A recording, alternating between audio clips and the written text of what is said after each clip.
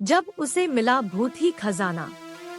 कहते हैं कि देने वाला जब भी देता देता छप्पर फाड़ के, पर ये जो देने वाला है वह ईश्वर की ओर इशारा कर रहा है। पर आपको पता है क्या कि अगर कोई भूत भी अति प्रसन्न हो जाए तो वह भी मालदार बना देता है।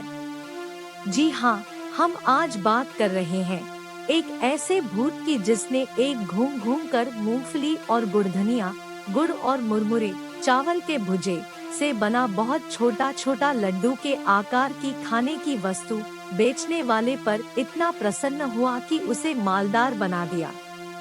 आखिर क्यों और कैसे? आइए इस कहानी को आगे बढ़ाते हैं ताकि इन रहस्यों पर से पर्दा उठ सके। हाँ, एक बात और, इस कहानी को आगे बढ़ाने के पहले मैं आप लोगों को बता दूं कि इस कहानी में कितनी सत्यता है यह मैं नहीं कह सकता, क्योंकि यह कहानी भी मैं अपने गांवजवार में सुनी है और गवई जनता की माने तो इस घटना को घटे लगभग 70 से 80 साल हो गए होंगे। पहले गांवों में कुछ बनिया फेरी करने आते थे, आज भी आते हैं पर कम मात्रा में। कोई छोटी मोटी खाने की चीजें बेचता था तो कोई श्रृंगार के सामान या धनिया मसाला आदि। ये लोग एक दौरी, एक पात्र में इन सामानों को रखकर गांव गांव घूमकर बेचते थे। आज तो जमाना बदल गया है और गांवों में भी कई सारी दुकानें खुल गई हैं, और अगर कोई बाहर से बेचने भी आता है तो ठेले पर सामान लेकर या साइकिल आदि पर बर्फ, आइसक्रीम आदि लेकर। हाँ, तो यह कहानी एक ऐसे ही बनिए से संबंध रखती है जो गांव गांव घूमकर मूंगफली, गुड़धनिया, मसलपट्टी आदि बेचता था। इस बनिए का नाम रामधन था। रामधन सूनी पगडंडियों, बड़े बड़े बगीचों आदि से होकर एक गांव से दूसरे गांव जाता था। रामधन रोज सुबह सुबह मूंगफली, गुड़धनिया आदि अपने दौरी, पात्र में रखता और किसी दूसरे गांव में निकल जाता। एक गांव से दूसरे गांव होते हुए मूंगफली, गुड़धनिया बेचते हुए वह तिजहरिया या कभी कभी शाम को अपने गांव वापस आता। जब वह अपनी दौरी उठाए चलता और बीच बीच में बोला करता, ले गुड़धनिया, ले मूंगफली, ले मसलपट्टी, दांत में सट्टी, लइका बच्चा खाई सयान हो जाए, बूढ़ खाई खाएगा, जवान हो जाए। उसकी इतनी बात सुनते ही बच्चे अपन अपने घर की ओर भागते हुए यह चिल्लाते थे कि मसलपट्टी वाला आया, मूंगफली वाला आया।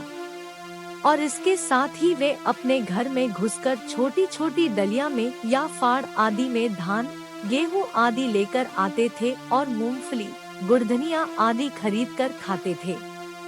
एक दिन की बात है, गर्मी का मौसम था और दोपहर का समय। लू इतनी तेज चल रही थी कि लोग अपने घरों में ही दुबके थे। इसी समय रामधन अपने सिर पर दौरी उठाए हमारे गांव से पास के गांव में खेतों मेंढ से होकर चला। कहीं कहीं तो इन मेंढों के दोनों तरफ 2-2 बिघा बिघा केवल गन्ने के ही खेत रहते थे और अकेले इन मेढ़ों से गुजरने में बहुत डर लगता था। कमजोर दिल आदमी तो अकेले या खर दोपहरिया या शाम को इन मेंढों से गुजरना क्या उधर जाने की सोचकर ही धोती गीली कर देता था। हमारे गांव से वह पास के जिस गांव में जा रहा था उसकी दूरी लगभग 1 कोस 3 किलोमीटर है और बीच में एक बड़ी बारी बगीचा, इसे हम लोग आज भी बड़की बारी के नाम से पुकारते हैं, भी पड़ती थी। यह बारी इतनी घनी थी कि दोपहर में भी इसमें अंधेरा जैसा माहौल रहता था। इस बगीचे में आम के पेड़ों की अधिकता थी, पर इस बारी के बीच में एक बड़ा बरगद का पेड़ भी था।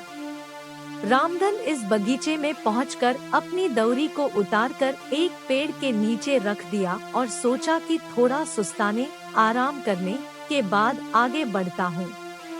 वह वहीं एक पेड़ की थोड़ी ऊपर उठी जड़ को अपना तकिया बनाया और अपने गमछे को बिछाकर आराम करने लगा। उसको पता ही नहीं चला कि कब उसकी आंख लग गई, नींद आ गई। अचानक उसे लगा कि बगीचे में कहीं बहुत तेज आंधी उठी है और डालियों आदि के टकराने से बहुत शोर हो रहा है। वह उठकर बैठ गया और डालियों की टकराहट वाली दिशा में देखा। अरे हाँ, वह जहाँ सोया था वहाँ से कुछ ही दूरी पर दो पेड़ की डालियाँ बहुत तेजी से नीचे ऊपर हो रही थी और कभी-कभी इन डालियों के आपस में टकराहट से बहुत डरावनी आवाज भी होती थी। अगर कमजोर दिल आदमी अकेले में यह देख ले तो उसका दिल मुंह में आ जाए, पर रामधान को तो यह आदत थी।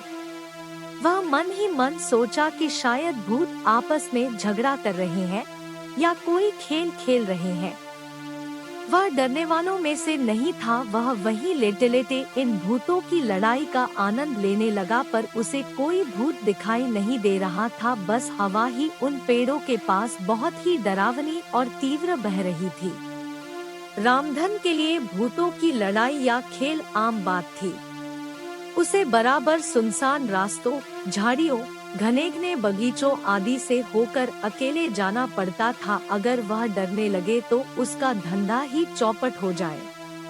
उसका पाला बहुत बार भूत प्रेत, चुड़ैलों आदि से पड़ा था, पर किसी ने उसका कुछ नहीं बिगाड़ा था।